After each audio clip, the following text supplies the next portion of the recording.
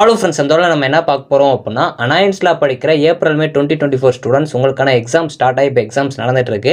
இன்றைக்கி பார்த்தீங்க அப்படின்னா ஒரு எக்ஸாம் கம்ப்ளீட் ஆயிருக்கும். காலையில் அது மட்டும் மத்தியானம் எக்ஸாம் வந்து கம்ப்ளீட் ஆயிருக்கும். இன்றைக்கி நடந்த காலையில் அது மட்டும் மத்தியானம் கூட எக்ஸாம் கொஸ்டின் எப்படி வந்திருக்கு அப்படிங்கிற பற்றி தான் ஃப்ரெண்ட்ஸ் அந்த பார்க்க போகிறோம். இன்றைக்கி நீங்கள் எக்ஸாம் எழுதிருக்கீங்க அப்படின்னா உங்களுக்கு கொஸ்டின் எப்படி இருந்துச்சு அப்படிங்கிற மறக்காமல் கமெண்ட் பண்ணுங்கள்.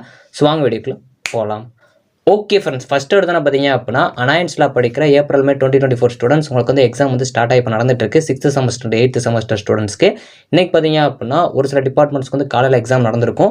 ஸோ அது மட்டும் மத்தியானம் பார்த்தீங்க அப்படின்னா அரியர் எக்ஸாம் நடக்கிறதுக்கு சான்ஸ் இருந்திருக்கும்.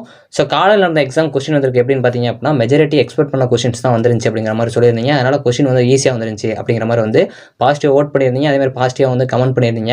நீங்கள் எக்ஸாம் நீங்கள் எழுதிருந்தீங்க அப்படின்னா மறக்காமல் கமெண்ட் பண்ணுங்கள். காலையில் எக்ஸாம் கொஸ்டின் எப்படி வந்துருந்துச்சு, நீங்கள் என்ன டிபார்ட்மெண்ட், உங்களுக்கு என்ன எக்ஸாம் நடந்துச்சு அப்படின்னு சொல்லிட்டு.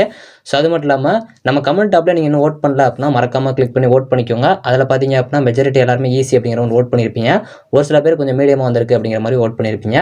முக்கியமாக இந்த எக்ஸாமில் இன்றைக்கி நடந்த காலையில் எக்ஸாமில் ஈஸியாக பாஸ் ஆகலாம் அப்படிங்கிற மாதிரி பாசிட்டிவ் ஓட் பண்ணியிருக்கீங்க. மத்தியானம் நடந்த அரியர் எக்ஸாம் கொஸ்டின் பொறுத்த வரைக்கும் மெஜாரிட்டி ஈஸியாக வந்திருக்கு அப்படிங்கிற மாதிரி தான் ஓட் பண்ணியிருக்கீங்க. மாதிரி பாஸ் ஆகலாம் அப்படிங்கிற மாதிரி தான் ஓட் பண்ணியிருக்கீங்க. ஸோ அதே மாதிரி நாளைக்கு எக்ஸாம்ஸ் இருக்க ஸ்டூடெண்ட்ஸ் கண்டிப்பாக வந்து இதுக்கு தேவையான ஸ்டேஷனரிஸ், அது மட்டும் ஹால் டிக்கெட் இந்த மாதிரி இருக்க எல்லா ஸ்டேஷனரிஸுமே கரெக்டாக எடுத்துகிட்டு போயிருங்க.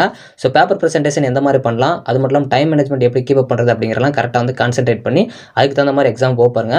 கான்ஃபிடென்ட்டாக போங்க, உங்களுக்கு தெரிஞ்ச கொஸ்டின் தான் வரும். கண்டிப்பாக நாளைக்கு காலை ரீகால் பண்ணிட்டு போயிருங்க. ஸோ அது மட்டும் இல்லாமல் எக்ஸாம் போகிறதுக்கு முன்னாடி வரைக்கும் படிக்காமல் ஸோ முடிஞ்சலாம் வந்து எக்ஸாம் காலையில் நீங்கள் கிளம்பும் போதே எல்லாத்தையும் ரீகால் பண்ணிட்டு போயிருங்க. ஜஸ்ட் எக்ஸாம் ஹாலுக்குள்ளே போகிறதுக்கு முன்னாடி சும்மா திருப்பி பார்த்தா மட்டும் போதும். நீங்கள் அதுக்காக வந்து அந்த டயத்தில் உட்காந்து படிச்சுட்டு இருக்காங்க, ஏன்னா உங்களுக்கு கன்ஃபியூஸ் பண்ணிடும். ஸோ எக்ஸாமில் பேப்பர் ப்ரெசன்டேஷன் நல்லா பண்ண பாருங்கள். கொஸ்டினில் உங்களுக்கு தெரிஞ்ச கொஸ்டின் எந்த ஆர்டரில் வந்திருக்குன்னு பாருங்கள். சப்போஸ் கடைசி இருக்க கொஸ்டின் உங்களுக்கு தெரிஞ்ச கொஸ்டின்னா அதை ஃபஸ்ட் எழுத பாருங்கள். ஆர்டர் எழுதுறேன் அப்படின்னு சொல்லிட்டு ஃபஸ்ட்டு தப்பான கொஸ்டின் எழுதுறாங்க. ஸோ 2 மார்க்ஸ் பொறுத்த வரைக்கும் உங்களுக்கு ஆர்டராக தான் இருக்கும். ஆனால் அதில் வந்து நீங்கள் ஆர்டர் எழுத பாருங்கள். பிக் கொஸ்டின் பொறுத்த வரைக்கும் நீங்கள் மாற்றி எழுதினாலும் கரெக்டாக எழுத பாருங்கள். உங்களுக்கு தெரிஞ்ச கொஸ்டினை ஃபஸ்ட்டு கான்ஃபிடென்ட் எழுத பாருங்கள். Okay friends, all the best. எல்லாரும் நல்லா எக்ஸாம்ஸ் எழுத பாருங்கள். ஸோ இன்னைக்கு கொஸ்டின் ஓவராலாக பார்த்தீங்க அப்படின்னா மெஜாரிட்டி ஈஸியாக தான் வந்திருக்கு. ஸோ உங்களுக்கு கொஸ்டின் எப்படி வந்துருச்சு அப்படிங்கிற மறக்காமல் கமெண்ட் பண்ணுங்கள். தேங்க்ஸ் ஃபார் வாட்சிங்.